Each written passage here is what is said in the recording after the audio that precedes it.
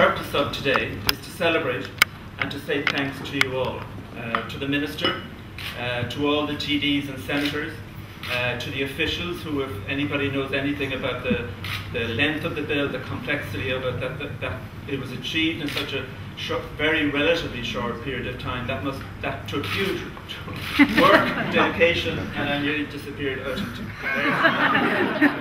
and also I'd like to thank agencies such as the Equality Authority, and especially Angela Kearns, the chairperson of the Equality Authority, myself and herself braved the bold Vincent Brown the other night, and I think the only thing you can say about going on television with Vincent Brown is that you survived. I'd also like to thank agencies such as the Congress of Trade Unions, who have supported us over many, many years, the Irish Council for Civil Liberties, Dundalk Outcomers, Labour LGBT, and especially I'd like to thank Atlantic Philanthropies and Brian Carney-Greaves, who's here today. I could point him out to you now so you could immediately rush over to him. I'll point him out later. I'd like to pay particular tribute to the full-time, highly professional staff in GLEN. I think grace under pressure would be the phrase that comes to mind. And just to list their names, Marie, Davin, Oren, Sandra and Kieran. And just to mention in particular Brian Sheehan, our Managing Director, who with great professionalism and phenomenal commitment brought us to this place today. And I think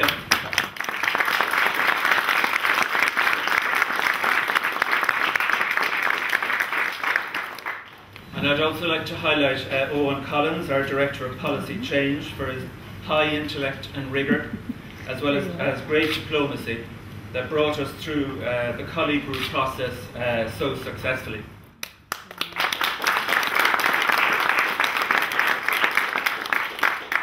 And Anne Colley is here today, and I think we should thank her and the group for providing the basic groundwork, the framework that allowed us to bring this partnership legislation through.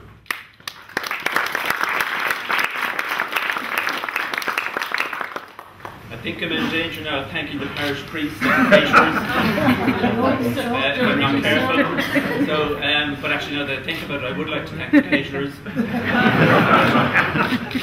And in terms of governance and strategy, the board of GLEN obviously was critical.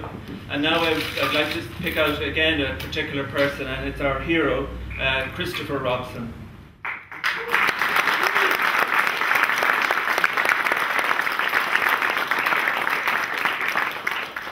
He was a founder member of GLEN in 1998 and was co-chair of GLEN for many years. He's been active in the lesbian and gay movement and in the wider social movement in Ireland for social justice and for equality in general since the 80s.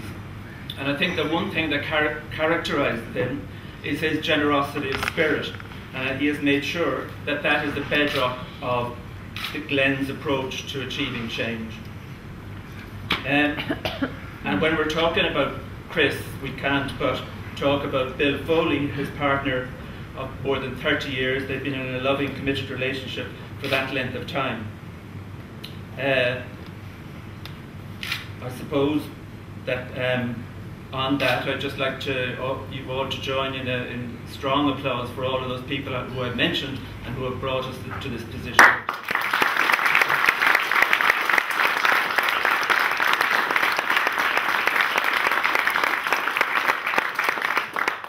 Just going back to Bill and Chris, I think it's important to remind ourselves that this is what this is all about. We're not just talking about the dry language of statutes, we're talking about real lives, and we're talking about providing a legal framework for people's love, care and commitment to one another. We've gathered these speeches here together today to mark and celebrate what is an historic civil rights reform. And it follows on from the publication of the Dáil debates, which we did recently. And that is GLEN's tribute to, and it shows our pride in, this republic and its democratic processes. The Civil Partnership Bill was strongly welcomed by all political parties, and has been described by the Minister as amongst the most progressive piece of legislation to come before the Seanad in its long history.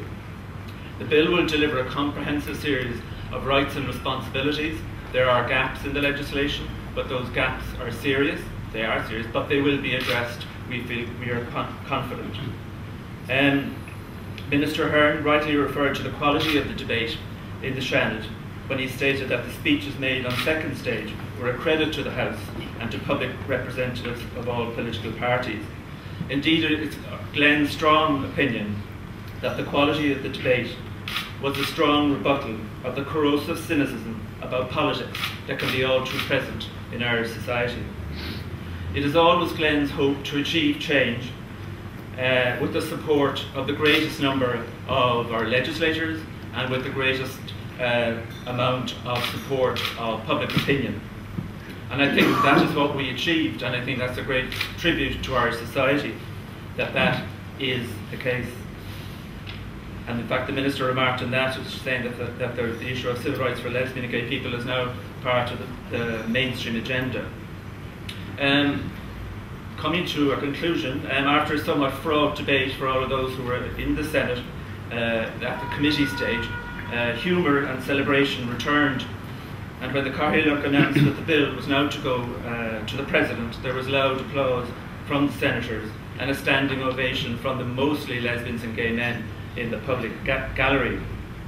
It was a moment of great emotion, of great achievement and great relief. We all had pride in this further powerful demonstration of the commitment of our legislators to implementing radical progress for lesbians and gay men in Ireland. And just to finalise with two quotes from two senators, as David Norris noted in his wrap-up contribution, "I am proud this day has come. It is a massive, overwhelming victory. It is a victory not for gay people, not for Fianna Fáil, Fine Gael, the Green Party, Labour or the Independents. It is a victory for decency and for this country." And then finally, Pierce Doherty from Donegal, they seem to be good things in the water up there. And he finished almost on a poetic note when he said that many people may have had a contribution to getting this legislation through, but then he said as soon as the President puts her signature to it, the bill in other words, it will be the people's bill. Thank you.